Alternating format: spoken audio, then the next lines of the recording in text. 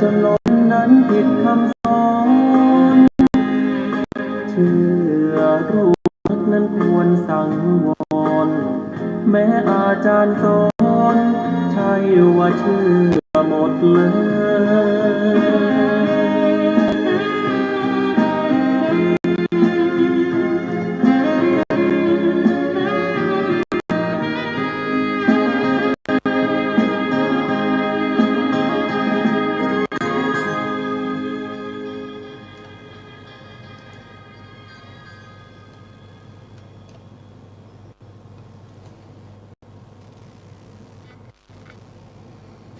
พุทธัง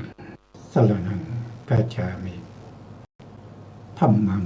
สรณังกัจฉามิสังฆังสรณังกัจฉามิกับนมัสการพระมหาเถระพระสังฆาธิการพระเถรานุเถระสวัสดีท่านผู้ฟังและผู้ชมทุกท่านกลับมาพบกับรายการศึกษา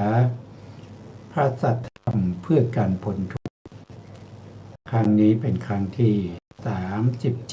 37ในเรื่องของมหาปาฐานสูตรซึ่งเป็นครั้งสุดท้ายนะครับเราก็จะจบในพระสูตรนี้ครั้งหน้าเราก็จะขึ้นพระสูตรใหม่นะครับแต่ก็ยังอยู่ในเล่มเดียวกันในทีฆนิกายมหาวรรคในเล่มที่13นะ13นี้หมายถึงว่าพระไตรปิฎกและอัตถกถาชุด91เล่มอยู่ในเล่มที่13ของมหามกุฏราชวิไลนะครับทั้งนี้เราก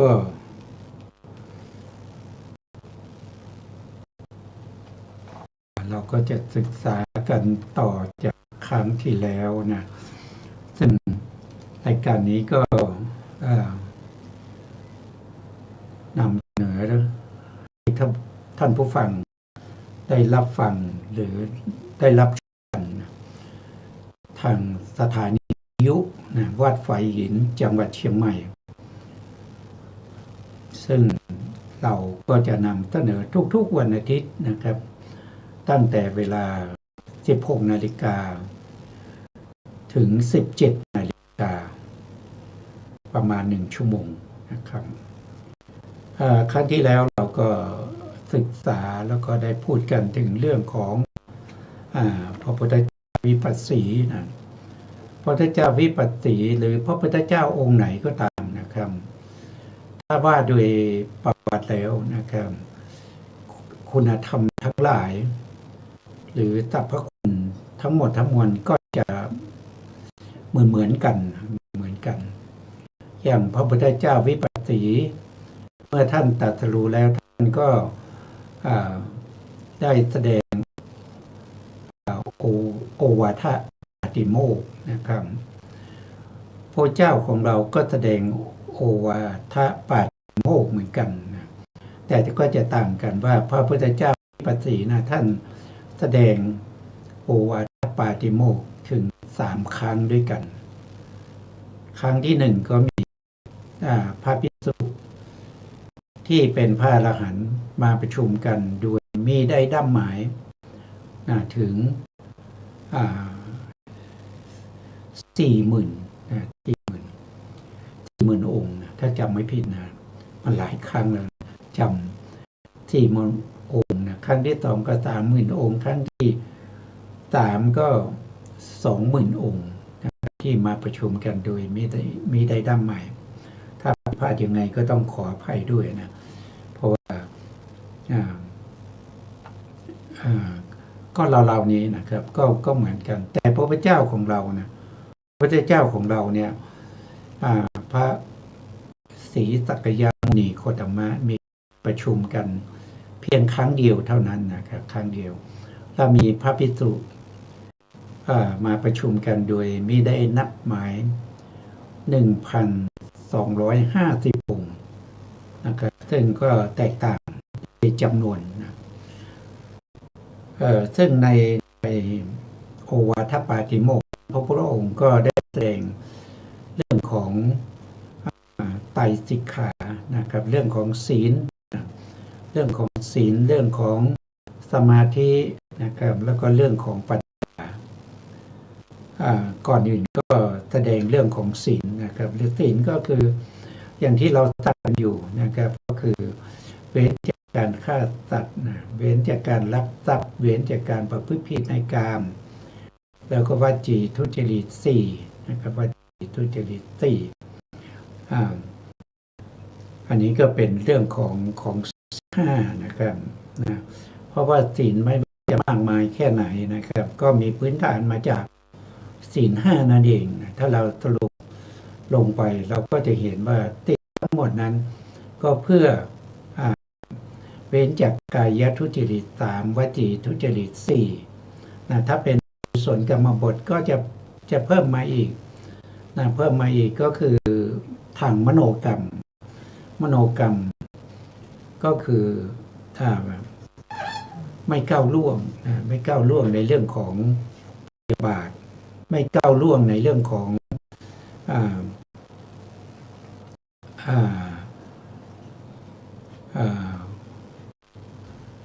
เขาเรียกว่าไม่ก้าวล่วงในกรรมคุณ5นะกรรมคุณ5พยาบาทแล้วก็หิงสานะครับอันนี้ก็เป็นรายละเอียดที่เราศึกษากันมาครับจากครั้งก่อนๆวันนี้จะศึกษาต่อจากครั้งที่แล้วนะครับก็มีอาจารย์กันนะครับเขาก็ได้ท่านก็ได้มาพร้อมกันอยู่ในรายการแล้วเราจะได้เรียนเชิญให้ท่านได้สาธยายต่อจากครั้งที่แล้วนะเพื่อได้ไม่เสียเวลานะครับก็ขอเรียนเชิญอาจารย์ท่านได้ทักทายท่านผู้ฟังแล้วก็สาธยายต่อครับเชิญครับแม้ผู้ใดไม่ทำร้ายไม่ฆ่าแต่เบียดเบียนด้วยอาชญาเป็นต้นผู้นั้นยังเบียดเบียนผู้อื่นอยู่ไม่ชื่อว่าเป็นสมณะเพราะเหตุไรเพราะไม่สงบจากการเบียดเบียนดังที่ท่านกล่าวว่าผู้ที่เรียกว่าสมณะเพราะบาปสงบดังนี้คือลักษณะของสมณะพึงทราบในคาถาที่2บทว่าสัพพะปาปัสสะได้แก่อกุศลทุกชนิดบทว่าอาการนังคือไม่ให้เกิดขึ้นบทว่ากุศลรัสสะได้แก่กุศลอันในภูมิ4บทว่าอุปสัมปทาคือได้เฉพาะบทว่าสจิตตปริโยทะปนังคือยังจิตของตนให้สว่างก็บทนั้นย่อมมีได้โดยความเป็นพระอรหันต์ด้วยประการนี้บรรพชิตควรละบาปทั้งปวงด้วยศีลสังวรยังกุศลให้ถึงพร้อมด้วยสมถะและวิปัสสนาทั้งหลายยังจิตให้ผ่องแผ้วด้วยอรหัตผลนี้เป็นคำสอนคือเป็นโอวาทคือเป็นคำเตือนของพระพุทธเจ้าทั้งหลายพึงทราบในคาถาที่3บทว่าอนูปวาโทคือไม่เข้าไปกล่าวร้ายใครๆด้วยวาจาบทว่าอนูปคาโตคือไม่ทำร้ายด้วยกายบทว่าปาติโมกข์แยกศัพท์เป็นปะอติโมกขังแปลว่าการพ้นทั่วยิงการพ้นทั่วยิ่งคือศีลสูงสุดย่อมรักษาด้วยความวิเศษคือสุขติและย่อมให้พ้นจากภัยคือทุกขติหรือย่อมรักษาสุขติย่อมให้พ้นทุกขติเพราะฉะนั้นศีลนั้นท่านเรียกว่าปาติโมกขังผู้สำรวมในปาติโมกข์นั้น บทว่ามัตตยยุตาคือ รู้ประมาณด้วยสามารถการรับและการบริโภค บทว่าปันตยะจะสยนาสนังความว่า เว้นการเบียดเบียนที่นอนและที่นั่ง ในบทนั้นพึงทราบว่าอันเป็นอันท่านแสดงถึงความสันโดษในปัจจัยด้วยปัจจัยสองเท่านั้นค่ะครับผมอันนี้ก็เป็นรายละเอียดของโอวาทปาติโมกข์ที่พระพุทธองค์ได้แสดงแก่พระภิกษุทั้งหลายที่มาประชุมกันณที่นั้นซึ่งในรายละเอียดเนี่ยที่ได้ฟังจากอาจารย์ท่านได้สาธยายไปนะครับสัพพะปัสสะอาการนังคือการงดเว้นจากอกุศลธรรมทั้งหลายก็คือเว้นจากการประพฤติผิดกาย3นะครับแล้วก็เว้นจากวจีจริต4พูดง่ายๆอย่างชาวบ้านเราทั่วไปนะก็เป็นศีลของเรานะครับถ้าด้วยศีลที่กันอบายจริงๆของมนุษย์นะของมนุษย์ทั้งหลายก็คือได้แก่กุศลกรรมบท10นะกุศลกรรมบท10ก็มาจากศีล5เหมือนกันครับก็จะมีเว้นจากกายทุจริต3เว้นจากการฆ่าสัตว์เว้นจากการลักทรัพย์เว้นจากการประพฤติผิดในกามนะประพฤติผิดในกาม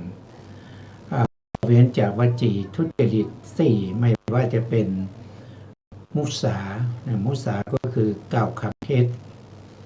กล่าวคำเสียดกล่าวคำหยาบคายแล้วก็กล่าวคำเพ้อเจ้อก็เป็นเท่าไหร่แต่4ก็เป็น7นะแล้วก็โนกรรมอีก3นั่นก็คือ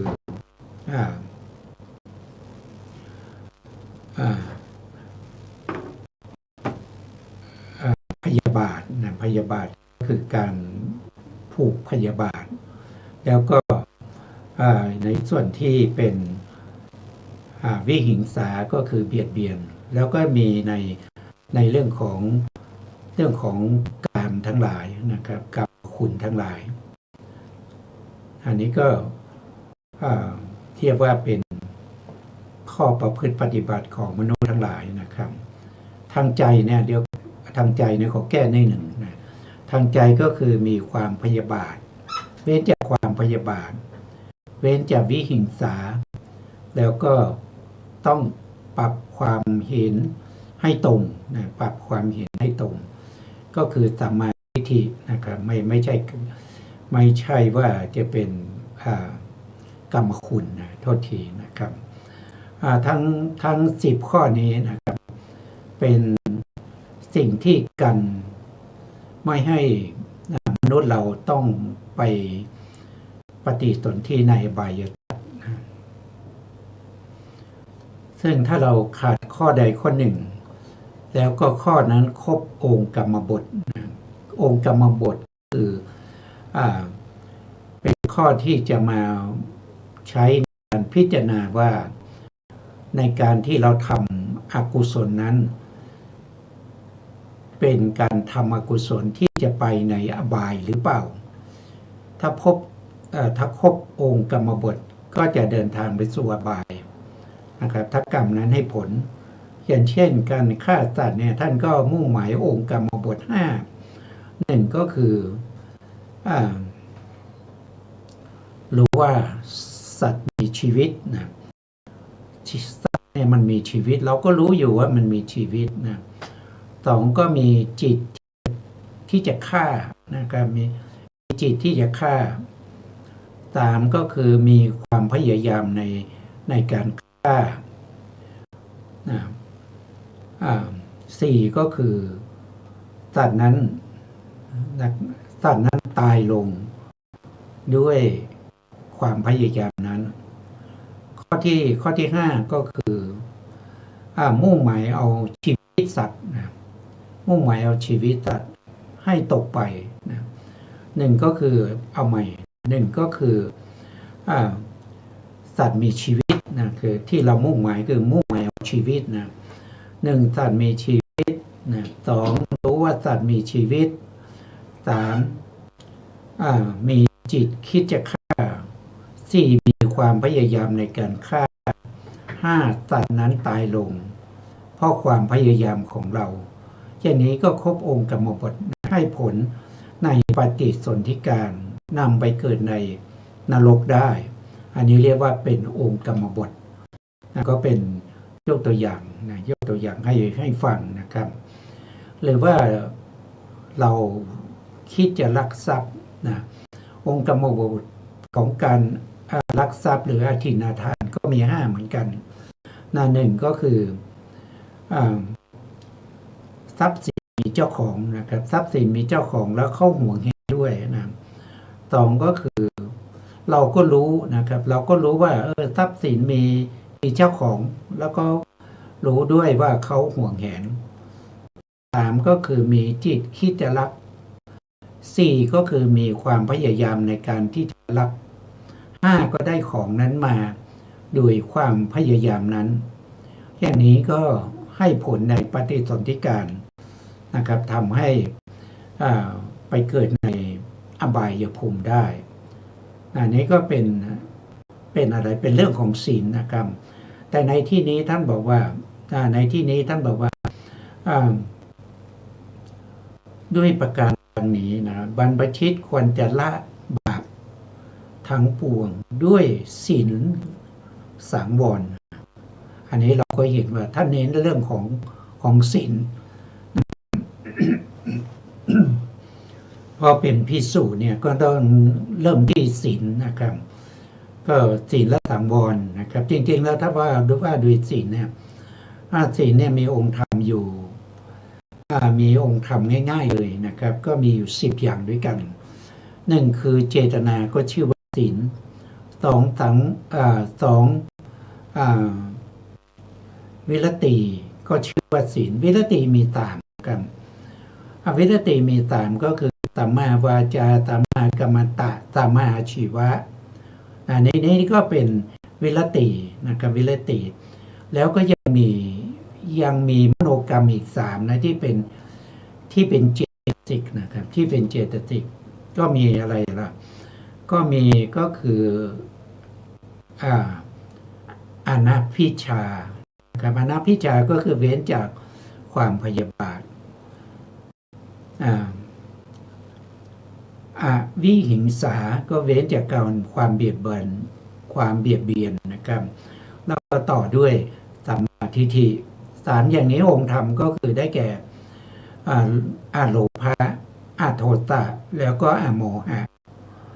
นี่ก็เป็นเจตสิกศีลนะครับเจตสิกศีลมี2ฝั่งนะ1ก็คือวิรติ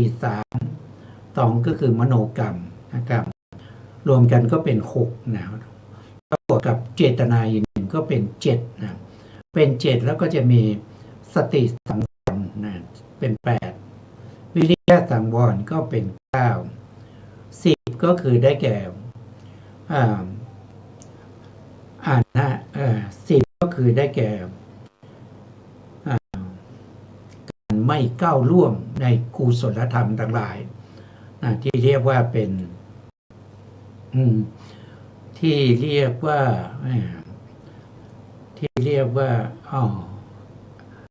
เว้นจาก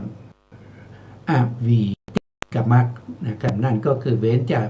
ข้อบัญญัติที่พระพุทธองค์ได้บัญญัติไว้นะไม่ให้ก้าวล่วงในข้อบัญญัติเหล่านั้นอันนั้นเรียกว่าศีลนะครับยังกุศลให้ถึงพร้อมด้วยสมถะก็คือได้แก่ทำให้จิตสงบนะว่าโดยสมถะก็จะมีทั้งหมด40อารมณ์นะครับก็มี1ก็คือกสิณ10 2อสุภะ10 ตามนุสสติ10แล้วก็พรหมวิหาร4ก็เป็น34แล้วอรูปฌานอีก4ก็เป็น38แล้วก็มีอาหารเลปฏิกูลสัญญา1แล้วก็มีจตุธาตุวัฏฐาอีก1ก็เป็น40เป็นอารมณ์ของสมถะส่วนวิปัสสนาวิปัสสนาก็คือได้แก่การเจริญปัญญานะครับก็จะวิปัสสนาก็จะมีอยู่ทั้งหมดว่าโดยวิปัสสนาญาณก็จะมีอยู่16ญาณด้วยกันนะครับที่เป็นญาณที่นำไปสู่มรรคผลนิพพานก็มียกตัวอย่างเช่นก็มีปัจจยอันที่1ก็คืออันที่2นะอันที่2คือปัจจยสันนิปัจจยปริคหายานนะครับอันที่1นามรูปบริเฉทญาณนะครับตัวที่วันนี้ไม่รู้เป็นอะไรนะ1ก็คือนามรูปบริเฉทญาณ2ก็คือปัจจยปริคหายาน3ก็คือสัมมสัญญาณ4ก็คืออุทยพยญาณ5ก็คือปัจขยานนะปัจขยาน6ก็คือได้แก่พยญาณ7ก็คืออาทีนวญาณ8ก็คือ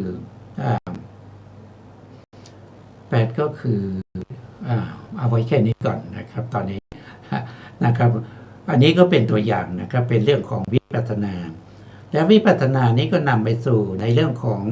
มรรคนะครับที่เรียกว่ายังจิตให้ผ่องแผ้วด้วยอรหันตมรรคนะครับการเจริญวิปัสสนาก็เพื่อให้ได้มรรคนะครับมรรคก็จะเป็นวิปัสสนาญาณที่14นะมรรคก็เป็นวิปัสสนาญาณที่14ญาณที่15ก็ผลญาณญาณที่16ก็คือปัจจยปริคหายานนะครับเป็นญาณที่พิจารณามรรคผลนิพพานอันนี้ก็เป็นที่อาจารย์ท่านได้สาธยายมานะครับตอนนี้เราก็จะฟังอาจารย์สาธยายต่อครับเชิญครับอาจารย์ครับบทว่าเอตังพุทธานะ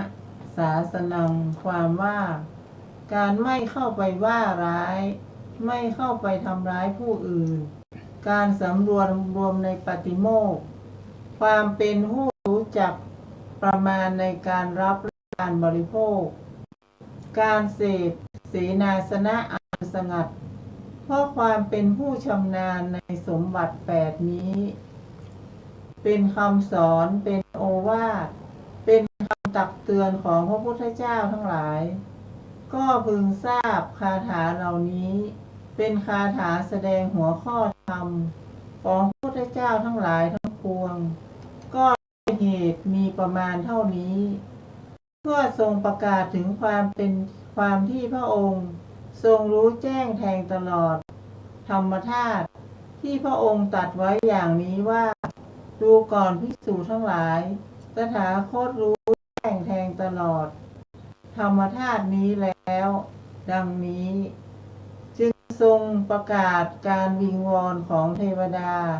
ที่ท่านกล่าวไว้ว่าบัดนี้แม้เทวดาทั้งหลายได้กราบทูลความนี้แด่พระตถาคตดังนี้จึงตรัสคำเป็นอาทิว่าเอกมิทาหังดังนี้โดยกล่าวพิสดารตามความเป็นไปของเรื่องราวของพระผู้มีพระภาคเจ้าพระนามว่าวิปัสสีนี้ในบทเหล่านั้นบทว่าสุภวะเนในป่าชื่ออย่างนั้นบทว่าสาระราชมูเลได้แก่พวงไม้ใหญ่เป็นไม้เจ้าป่าคำว่าคลายความพอใจในกามความว่าคลายด้วยสามารถถอนรากออกด้วยอนาคามิมรรคก็พวกเทวดาผู้ประพฤติธรรมอันประเสริฐอยู่แล้วในพระศาสนาได้พากันกราบทูลแม้แก่พระพุทธเจ้าที่เหลือเหมือนกราบทูลแด่พระวิปัสสีแต่บาลีมาด้วยสามารถแห่งพระวิปัสสี และแห่งพระผู้มีพระภาคเจ้าของเราทั้งหลาย ครับผม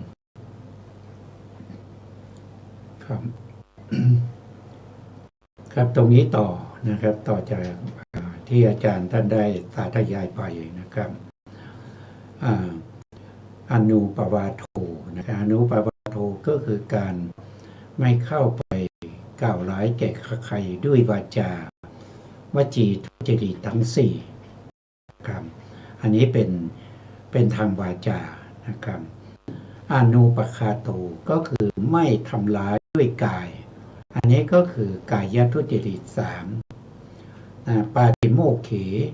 ปาติโมกเขก็คือคำสั่งสอนของพระพุทธเจ้านะครับที่เว้นจากการว่าร้ายเว้นจากการทำร้ายอันนี้เป็นปาติโมกข์นะเป็นปาติโมกข์ที่ต่อจากเรื่องของที่ได้กล่าวไปนะนั่นเรื่องของ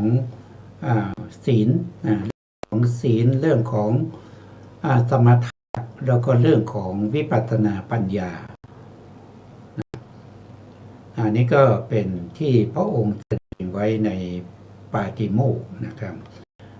ตามที่เราทราบแล้วว่าปาติโมกข์เนี่ยมีอยู่2อย่างนะครับมีโอวาทปาติโมกข์นะครับเป็นปาติโมกข์ที่พระพุทธองค์ทุกพระองค์นะครับก็จะแสดงเหมือนกันหมดเลยนะไม่ว่าจะเป็นยุคไหนสมัยไหนนะจะเป็นพระพุทธเจ้าวิปัสสีพระพุทธเจ้าสิกขีพระพุทธเจ้าเวสสัพพูพระพุทธเจ้ากักขุสันโธพระพุทธเจ้าโกนาคามนะพระพุทธเจ้ากัสสปะตลอดมาจนถึงพระพุทธเจ้าเราโคตมะนะครับก็จะแสดงเหมือนกันหมดไม่แตกต่างกันนะครับแต่แตกต่างกันในเวลาที่แสดงนะครับพระเจ้าวิปัสสีท่านแสดงไว้เมื่อ91กัปที่แล้วนะครับแล้วก็พระพุทธเจ้าสิกขีกับพระพุทธเจ้าเวสสัพพูท่านมาแสดงเมื่อ31กัปที่แล้วนะตอนพระพุทธเจ้ากักกุสันโธโกนาคามนะกัสสปะแล้วก็พระเจ้าของเราโคตมะก็มาแสดงในภัตตกัปนี้แต่ภัตตกัปนี้นะครับไม่ได้แสดงไม่ใช่ว่าจะแสดงติดต่อกันนะครับอย่างเช่นพระเจ้ากักกุสันโธท่านแสดงแล้วเนี่ยเว้นว่างไปนับเป็นหลายอสงไขยปีนะครับกว่าที่จะมีพระพุทธเจ้าอีกองค์หนึ่งชื่อโกนาคามนะมาแสดงอีกแล้วหลังจากนั้นก็เว้นว่างไปอีกยาวนานนะครับหลายอสงไขยปีอสงไขยปีเนี่ยคือนับไม่ได้นะครับถ้าโดยปีนะมันนับไม่ได้แต่ปัจจุบันนี้นะครับเขานับด้วยกันเอาเลข1นะครับแล้วก็เอา0ต่อท้ายไปอีก140ตัวเรียกว่าเป็น1อสงไขยนะแต่ถ้าหลายอสงไขยนะก็บวกกันเข้าไปนะเอา1มาตั้งนะครับแล้วก็เอา140มาต่อแล้วก็บวกกับ1แล้วก็มี0อยู่140มันยาวนานเหลือเกินนะครับไม่ยาวนานเหลือเกินจนคนที่เวียนว่ายตายเกิดเนี่ยไม่รู้นะไม่รู้แม้แต่คำว่าพุทโธเนี่ยไม่เคยได้ยินในสมัยนั้นถ้าไม่มีพระพุทธเจ้านะครับมันยาวนานอย่างนั้นนะครับไม่ใช่ว่าแสดงต่อกันไปไม่ใช่นะครับพระพุทธเจ้าแต่ละองค์ที่จะเกิดขึ้นเนี่ยมันยากเหลือเกินนะครับไม่ใช่ว่าจะเกิดขึ้นได้โดยง่ายๆเพราะว่าบุคคลที่ตั้งบารมีเพื่อความเป็นพระพุทธเจ้าเนี่ยที่ตั้งความปรารถนาเนี่ยท่านบอกว่ามีมากมายเหลือเกินนะครับมีอย่างเช่นตอนที่พระพุทธองค์พระเจ้าของเรานะแสดงยมกะปาฏิหาริย์นะครับแสดงฤทธิ์นะที่เมืองสาวัตถีใต้ต้นมะม่วงนะครับเมื่อบุคคลที่เห็นพระองค์แสดงฤทธิ์บุคคลที่มาดูนะครับทั้งหมดก็ปรารถนาจะเป็นพระพุทธเจ้าเหมือนกันนะครับ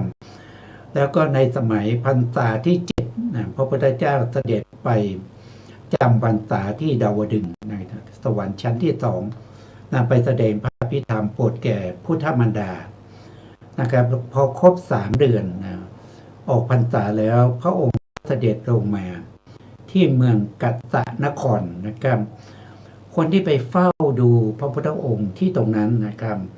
เพราะว่าบุคคลเหล่านี้นะครับติดตามพระพุทธองค์นะครับพระพุทธองค์หายไป3 เดือนเนี่ยเขาจิตใจร้อนเขาอยากจะพบพระพุทธองค์เขาเตรียมเสบียงเตรียมอาหารมาเตรียมเครื่องไทยทานทั้งหลายมาถวายแด่พระพุทธเจ้าแล้วก็ไม่ได้พบพระพุทธเจ้าอยู่ถึง3 เดือนเมื่อรู้ว่าพระพุทธเจ้าจะเสด็จลงจากดาวดึงส์ที่เมืองกัสสะนครบุคคลเหล่านี้ก็ไปเฝ้า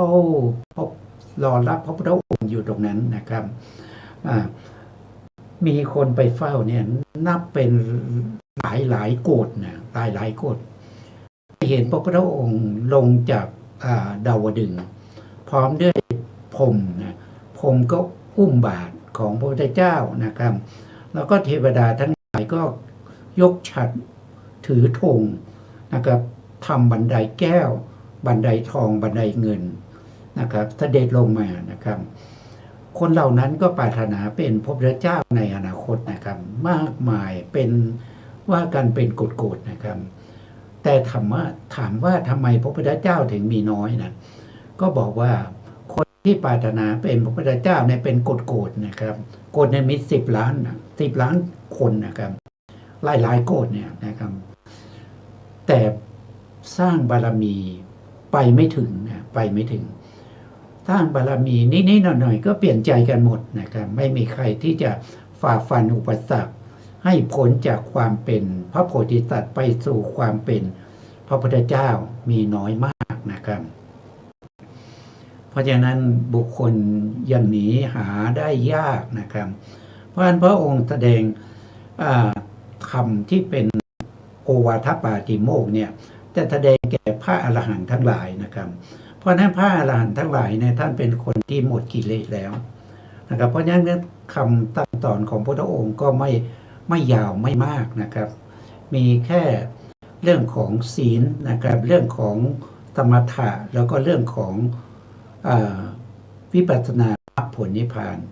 แต่แสดงไว้ย่อมากเลยนะครับสัพพะปาปัสสะอาการนังอย่างเงี้ยก็เป็นเรื่องของศีลนะครับแต่ถ้าเราขยายคำนี้ออกไปเป็นศีลเนี่ยขยายออกไปได้ถึง21,000 พระธรรมขันธ์นะครับในพระวินัยทั้งหมดนะพูดถึงเรื่องของศีลนะครับถ้าคำว่าสมถะเนี่ยสมถะคือความสงบเนี่ยก็คือพระสูตรทั้งหลายนะครับที่เรารวบรวมไว้ในพระสูตรตันปิฎกนะครับก็มีถึง 21,000 พระธรรมขันธ์นะถ้าเป็นเรื่องของวิปัสสนาเรื่องของปัญญาเรื่องของมรรคผลนิพพานก็ต้องไปดูในพระอภิธรรมนะอภิธรรมปิฎกมีถึง 42,000 พระธรรมขันธ์นะครับแต่พระองค์แสดงแก่พระอรหันต์เนี่ยแสดงนิดเดียวนะ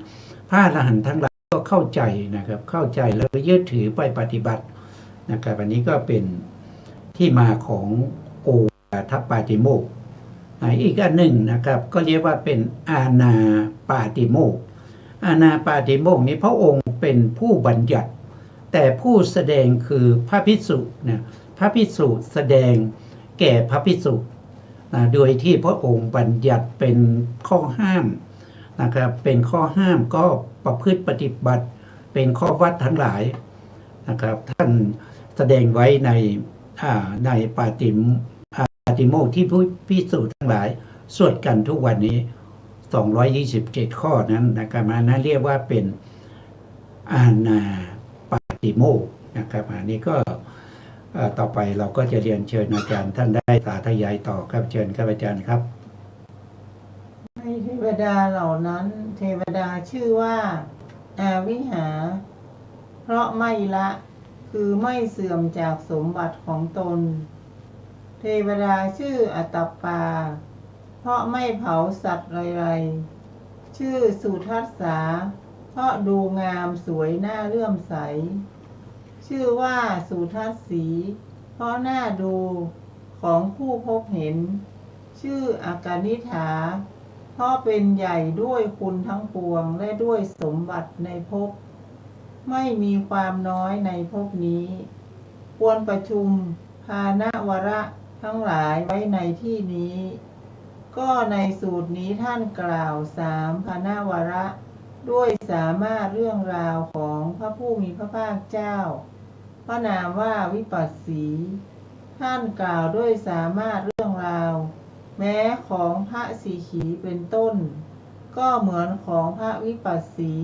แต่บาลีย่อไปพระผู้มีพระภาคเจ้าของเราทั้งหลายตัด21ภานวาระด้วยสามารถพระพุทธเจ้าจิตพระองค์ด้วยประการฉนี้เทวดาชั้นอวิหาอัตตปาสุทัสสาสุทัสสีอากานิฐาก็กล่าวเหมือนอย่างนี้แม้ทั้งหมดก็เป็น 2,600 ภานวาระพระสูตรอื่นในพุทธวจนะอันเป็นไตรปิฎกไม่มีจำนวน 2,600 ภานวาระพึงทราบว่าพระสูตรนี้ชื่อว่าสุตตันตราชสูตรพระผู้มีพระภาคเจ้าเมื่อจะทรงกำหนดแม้อนุสนธิทั้งสองต่อจากนี้จึงตรัสว่าอิติโขภิกขเวดังนี้เป็นอาทิบททั้งหมดนั้นมีใจความง่ายอยู่แล้วจบอรรถกถามหาปานสูตรในคีทีฆนิกายซึ่งสุมังคลวินาสินีด้วยประการฉนี้จบสูตรที่1ค่ะครับอันนี้ก็เป็นสูตรที่1ในทีฆนิกายมหาวรรคนะครับมหาวรรคนี้มีอยู่ทั้งหมด10สูตรด้วยกันนะครับและในทีฆนิกายมี3วรรคนะวรรคที่1เรียกว่าศีลขันธวรรคอันนี้มีอยู่ทั้งหมด13พระสูตรนะครับด้านที่2ที่เรียกว่ามหาวรรคมีอยู่10สูตรด้วยกันและสูตรมีวรรคสุดท้ายนะครับก็เรียกว่าเป็นปาติกวรรคมีอยู่11สูตรด้วยกันเพราะฉะนั้นในทีฆนิกายเป็นการแสดงพระสูตรที่ยาวๆมีอยู่ทั้งหมด34สูตรนะครับตอนนี้เราก็ศึกษามาจนถึงสูตรที่14แล้วก็ท่านอาจารย์ท่านได้สาธยายจนจบไปแล้วนะส่วนรายละเอียดที่เราจะขยายความต่อไปนะครับเราจะขยายความต่อไปในพระบาลีนะครับพระบาลีในอรรถกถาที่ท่านได้แสดงแล้วก็ยกขึ้นมานะอรรถกถาอาจารย์ได้ยกขึ้นมาเพื่อแสดงไว้ป้องกันผู้ที่รู้บาลีแต่ไม่เชี่ยวชาญอย่างอรรถกถาอาจารย์ในสมัยก่อนนะครับไม่เชี่ยวชาญถึงขนาดบาลีแล้วก็มาแล้วก็มาแปลพระบาลีของพระพุทธเจ้าเดี๋ยวจะผิดไปจากเจตนารมณ์ของพระสัมมาสัมพุทธเจ้านะครับเพราะฉะนั้นท่านก็จะยกเอาบาลีข้อยากๆขึ้นมาอธิบายเอาไว้นะอย่างที่เราได้พูดกันไปนะครับปาติโมกข์มีอยู่2อย่างนะครับนั่นก็คือโอวาทปาติโมกข์นะโอวาทปาติโมกข์นี้ผู้แสดงคือพระสัมมาสัมพุทธเจ้าเท่านั้นนะครับไม่มีใครที่จะแสดงได้นะมีแต่พระพุทธเจ้ากับพระพุทธเจ้าเท่านั้นที่จะแสดงแล้วในการแสดงแต่ละครั้งเนี่ยพระพุทธองค์จะแสดงเมื่อมีพระภิกษุสงฆ์มาประชุมกันโดยมิได้นับหมายคือหมายถึงว่าต้องเป็นพระอรหันต์กันไม่ใช่เป็นในขอเป็นปุถุชนไม่ใช่ว่าจะเป็นพระโสดาบันสกทาคามีอนาคามี จะต้องเป็นพระอรหันต์ทั้งหมดเนี่ยที่มาประชุมกันนะครับแล้ววันนั้นจะต้องเป็นวันเพ็ญเดือน3นะครับมาฆบูชานะครับ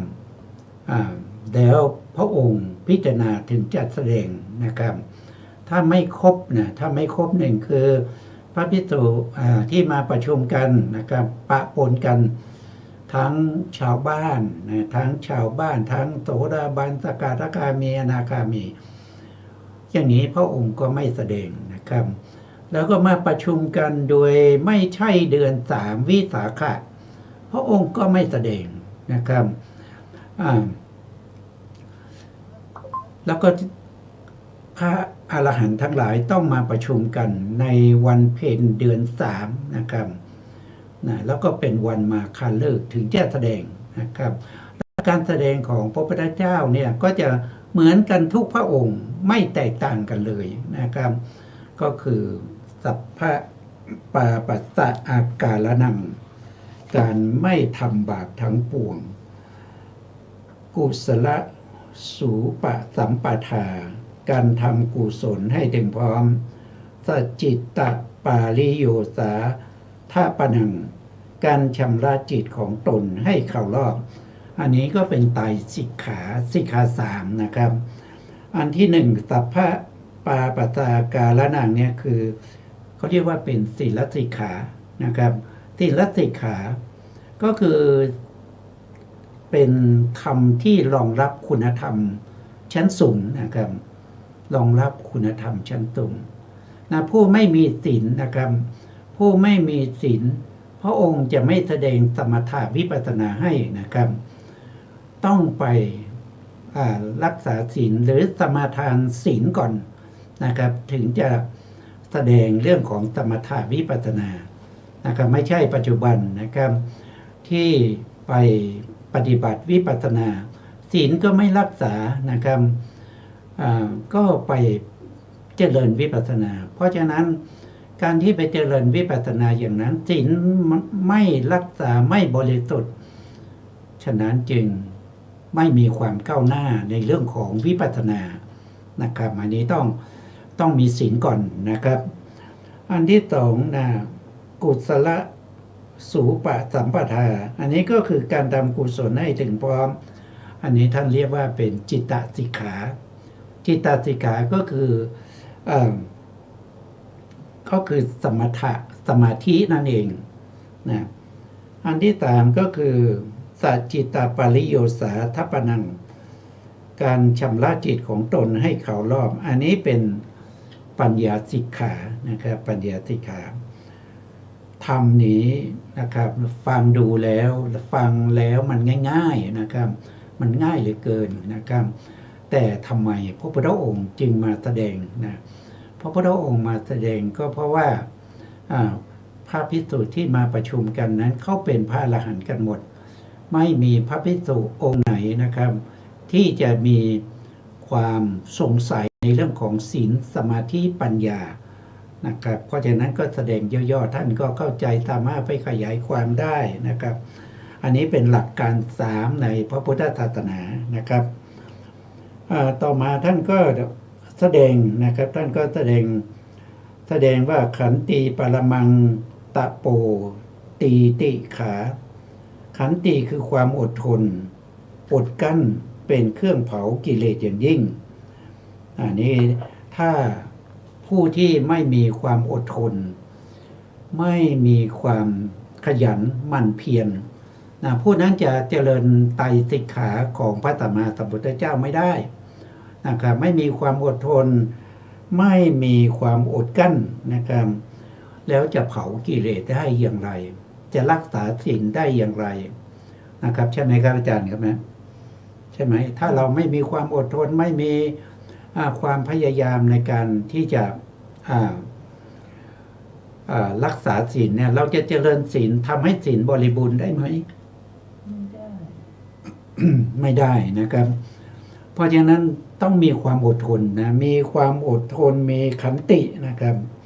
ถึงจะรักษาศีลได้ถึงจะเจริญสมถะได้ถึงจะเจริญ วิปัสสนาได้จนได้มรรคได้ผลก็อาศัยความอดทนนะความพยายามนะครับนะถึงจะได้นะครับต่อไปก็เป็นนิพพานังปรมังวัฏันติพุทธาผู้รู้ทั้งหลายกล่าวว่าพระนิพพานเป็นธรรมอันยิ่งนะครับอันนี้ก็เป็นสุดยอดของคุณธรรมนะคุณธรรมที่มีในอนันตจักรวาลนะที่มีมากมายไม่มีขอบเขตไม่มีประมาณไม่มีที่สิ้นสุดคุณธรรมนั้นสุดยอดของคุณธรรมก็คือพระนิพพานนั่นเองถ้าบุคคลคนใดเห็นพระนิพพานแค่ครั้งเดียวนะบุคคลนั้นก็จะปิดประตูอบายนะครับไม่ต้องไปเกิดในอบายภูมินะเป็นผู้ที่มีจุดหมายที่แน่นอนนะจุดหมายที่แน่นอนคืออะไรก็คือเขาเรียกว่าเป็นปารินิพพานนะคือไม่ต้องไปเกิดในอบายอีกแล้วไม่ต้องมาเวียนว่ายตายเกิดในสุคติภูมิอีกแล้วนะจุดหมายสูงสุดของพระพุทธศาสนาก็คือปารินิพพานไม่ต้องเกิดอีกนะครับหรือที่เรียกว่าเป็นอนุปาทิเสสนิพพานนิพพานของพระอรหันต์ที่ท่านปารินิพพานไปแล้วส่วนถ้าเป็นนิพพานของพระอรหันต์ที่ยังมีชีวิตอยู่ท่านเรียกว่าเป็นอเสสะเขาเรียกว่าเป็นตะอุทิปาทิเสสนิพพานนะครับก็คือท่านกำจัดกิเลสได้หมดแล้วแต่ท่านยังมีขันธ์ห้าอยู่ท่านยังไม่ตายท่านยังต้องใช้ชีวิตอยู่ในโลกนี้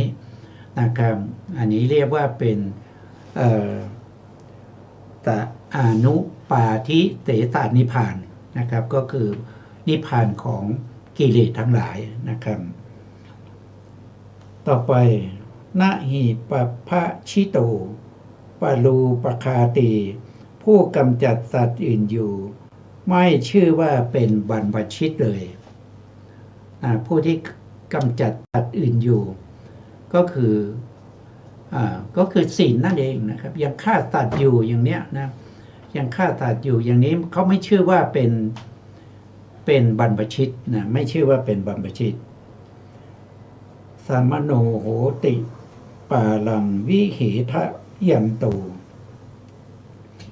ผู้ทำสัตว์อื่นให้ลำบากอยู่ไม่ชื่อว่าเป็นสมณะเลยนะครับพวกนี้ก็เบียดเบียนสัตว์นะเบียดเบียนสัตว์นะทรมานสัตว์นะพวกนี้ก็ไม่ชื่อว่าเป็นสมณะไม่ใช่สมณะของพระสัมมาสัมพุทธเจ้านะครับจะเป็นสมณะของใครก็แล้วแต่นะครับถ้าเป็นสมณะของพระสัมมาสัมพุทธเจ้าต้องเว้นจากการทรมานสัตว์หรือเบียดเบียนสัตว์นะไม่มีวิหิงสานะครับเมื่อเห็นสัตว์ทั้งหลายก็มีความเมตตานะครับมีความเมตตามีความปรารถนาดีนะครับมีความสงสารเห็นแล้วก็เกิดความสงสารอย่างเช่นพระพุทธองค์ตอนสร้างบารมีนะครับการที่พระองค์สร้างบารมีเพื่อประโยชน์และความสุขแก่สัตว์ทั้งหลายก็เพราะว่าเห็นสัตว์ทั้งหลายนั้นทนทุกข์ทรมานอยู่ในโลกสันนิวาสโลกสันนิวาสก็คือมีไฟเผาลนสัตว์ทั้งหลายนะครับให้ทุกข์ทรมานนะครับถูกเผาจนดำเป็นโตตะโกนะครับไม่ว่าไฟนั้นคือราคะไฟนั้นคือโทสะไฟนั้นคือโมหะก็เผาสัตว์เหล่านั้นอยู่ทุกวี่ทุกวันนะครับไม่มีเวลาว่างเว้นจากการถูกเผาเลยนะแล้วไฟก็คือชาติไฟก็คือชรามรณะพยาธิก็เป็นไฟเหมือนกันโตกะปริเทวะทุกขโทมนัสอุปายาตะทั้งหมดทั้งมวลนั้นเป็นไฟที่สัตว์ทั้งหลายได้รับในการที่จะเวียนว่ายตายเกิดอยู่ในวัฏสงสารนี้ไม่ว่าจะไปเกิดที่ภพภูมิใดนะครับภพภูมิทั้งหมดนั้นก็ไม่เว้นจากไฟคือชาติไฟคือมรณะนะครับอย่างเช่นพรหมเนี่ยเขาไม่มี เขาไม่มีความทุกข์นะเขาไม่มีความทุกข์ทางกายทางใจ แต่เขายังมีความทุกข์ในการที่จะต้องเกิด แล้วในการที่จะต้องตายในการที่จะต้องเคลื่อนจากความเป็นความเป็นพรหมนะครับมาเกิดในมนุษย์โลกแล้วไปเกิดในอบายภูมินี่ก็เป็นความทุกข์คือไฟ11กองนะครับที่เผาสัตว์ทั้งหลายให้ทนทุกข์ทรมานอยู่ในวัฏสงสารนี้ แล้วนอกจากนั้นนะครับไฟคือราคะไฟคือโทสะไฟคือโมหะก็ชักจูงสัตว์ทั้งหลายเหล่านั้นเหมือนกับที่สุนัขนะครับมีโซ่ผูกที่คอแล้วก็ลากไปในที่ต่างๆหรือเหมือนกับโคที่ถูกเจาะจมูกแล้วก็มีเชือกผูกจมูกดึงไปนะครับหรือเหมือนกับสัตว์เลี้ยงอื่นๆนะครับที่ถูกขังไว้ในกรงเหมือนกับไก่ที่เขาจะเอาไปเชือดนะครับอยู่ในกรงอยู่ในสุ่มนะครับสัตว์ทั้งหลายที่เวียนว่ายตายเกิดมนุษย์เราทั้งหลายก็เหมือนกับไก่ที่มันอยู่ในสุ่มที่เขาตัดติ่งแล้วว่าจะเอาไปฆ่าเมื่อไรอย่างไรนะอันนี้ก็เป็นความทุกข์ทรมานที่พระพุทธเจ้านะก่อนที่จะเป็นพระพุทธเจ้าสมัยที่เป็นพระโพธิสัตว์นะทรงเห็นสัตว์เหล่านั้นได้รับความทุกข์ทรมานอย่างนี้นะครับพระองค์จึงสร้างบารมีเพื่อประโยชน์และความสุขแก่สรรพสัตว์ทั้งหลายยาวนานถึง4อาสงไขยแสนมหากรัมนะตามพระพุทธเจ้าของเรานะครับพระพุทธเจ้าโคตมะนะครับแต่ถ้าเป็นพระพุทธเจ้าอย่างเช่นพระกัสสปะสัมมาสัมพุทธเจ้าเนี่ยท่านสร้างบารมีเพื่อประโยชน์และความสุขของสัตว์เหล่านั้นถึง8อาสงไขยแสนมหากรัมนะอย่างเช่นพระพุทธเจ้าวิปัสสีนะครับท่านก็สร้างบารมีเพื่อประโยชน์และความสุขแก่สรรพสัตว์ทั้งหลายยาวนานถึง16อาสงไขยแสนมหากรัมนะกว่าที่จะได้วิชาของความเป็นพระพุทธเจ้าได้วิชาที่จะช่วยเหลือสัตว์ทั้งหลายให้พ้นจากวัฏสงสารนี้พ้นจากไฟคือชาติชรามรณะโตกะปริเทวะทุกขโทมนัสอุปายาตะไฟคือราคะไฟคือโทสะไฟคือโมหะทั้งหลายเหล่านี้กว่าจะพ้นได้ไม่ใช่ของง่ายๆนะครับเพราะฉะนั้นเราได้พบกับพระพุทธศาสนาแล้วเราได้ฟังธรรมของพระองค์แล้วเราก็ประพฤติปฏิบัติตามคำสั่งสอนของพระพุทธเจ้านะครับถ้าเป็นพระภิกษุพระพุทธเจ้าก็แนะนำให้เริ่มตั้งแต่เรื่องของศีลเรื่องของศีลเรื่องของสมาธิแล้วก็เรื่องของปัญญาแต่ถ้าเป็นฆราวาสเป็นประชาชนทั่วไปผู้ที่นับถือพระพุทธศาสนาพระพุทธองค์ก็เน้นไปในเรื่องของบุพพิกาถานะครับบุพพิกาถาก็คือเริ่มตั้งแต่การให้ทานนะครับเริ่มตั้งแต่การให้ทานเริ่มตั้งแต่การรักษาศีลเริ่มตั้งแต่การเจริญสมาธิแล้วก็ให้เห็นโทษของความเกิดทั้งหลายนะครับแล้วก็นำไปสู่อริยสัจว่าชาติสมุทัยชาตินิโรธชาตินิโรธคามินีปฏิปทาก็คือนำไปสู่ความหลุดพ้นนั่นเองคืออริยสัจสี่นะครับนี่ก็เป็นธรรมที่พระองค์แสดงแก่พระอรหันต์ทั้งหลายที่มาประชุมกันนะครับนาหีปภาชิโตปรูปคาติผู้กำจัดสัตว์อื่นอยู่ไม่ชื่อว่าเป็นบรรพชิตเลยนะครับถ้าใครกำจัดสัตว์อื่นทำให้สัตว์อื่นตกไปก็ไม่ใช่บรรพชิตนะ สัมมโนโหติปาสัมมโนโหติปะลังวิเหทะยันโตผู้ทำสัตว์อื่นให้ลำบากอยู่ไม่ชื่อว่าเป็นสัมมณะเลยอนุปวาโทอนุปคาโตการไม่พูดร้ายการไม่ทำร้าย อันนี้ก็วาจานะครับปาติโมกข์เขจะสังวโรให้สำรวมในปาติโมกข์มัตตัญยุตตาจะพัตตสมิงความเป็นผู้รู้ประมาณในการบริโภคปันตัญจะสยนาสนังการนอนการนั่งในที่อันสงัดอาทิจิตเตจะอาโยโคความหมั่นประกอบในการทำจิตให้ยิ่งเอตังพุทธานาตาสนันติทำหกอย่างนี้เป็นคำสั่งสอนของพระพุทธเจ้าทั้งหลายนะครับเอาละครับวันนี้อาจารย์ครับเวลาหมดแล้วนะครับเวลาหมดก็หมดเวลานะครับเราก็ต้องยุติรายการเพราะว่าทางสถานีก็มีรายการอื่นต่อไปนะครับสุดท้ายนี้นะครับก็ขอกราบขอบคุณพระครูสมุทรวิศวัตรวรกิจโจผู้อำนวยการสถานีวิทยุเพื่อการศึกษาพระพุทธศาสนาและวัฒนธรรม FM 104.5 เมกะเฮิรตซ์วัดฝายหินจังหวัดเชียงใหม่และขอกราบขอบคุณพระครูปริยัติยานุศาสตร์ขอบคุณท่านผู้ฟังและผู้ชมทุกท่านนะครับที่ให้เกียรติติดตามในรายการศึกษาพระธรรมเพื่อการพ้นทุกข์พบกันใหม่ในโอกาสต่อไปครับสวัสดีครับ